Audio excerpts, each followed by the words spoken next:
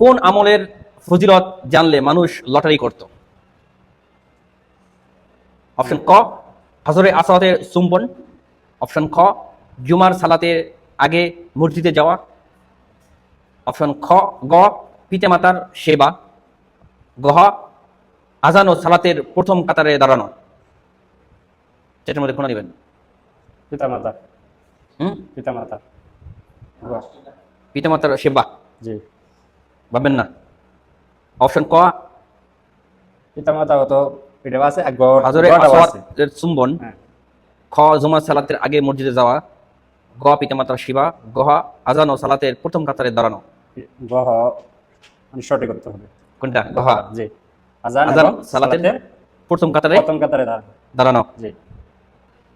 জি, আমাদের ভাইয়ের উত্তর দিয়েছেন যে আজান ও সালাতের প্রথম কাতারে দাঁড়ানো। আমি দেখতে পাচ্ছি আমাদের ভাইয়ের উত্তরটি সঠিক হয়েছে, আলহামদুলিল্লাহ। আলহামদুলিল্লাহ। তো প্রিয় দর্শক, যদি মুসল্লি জানতো যে আজান ও সালাতের প্রথম কাতারে আজান দেওয়া আর সালাত মানে নামাজে প্রথম কাতারের অংশগ্রহণের কি ফজিলত, তাহলে মানুষ লটারি দিত আর কি। মানে এত মানুষ আইতো, ঠিক আছে, অংশগ্রহণ করে আজান দেওয়ার জন্য আর এই আপনার প্রথম কাতারে দাঁড়ানোর জন্য। কারণ সবাই তো চলে আইতো, এসে আগে দাঁড়াইতে পারে, এই জন্য লটারি দেওয়া লাগতো। সুবহানাল্লাহ, সুবহানাল্লাহ। কত সুন্দর হাদিস, না?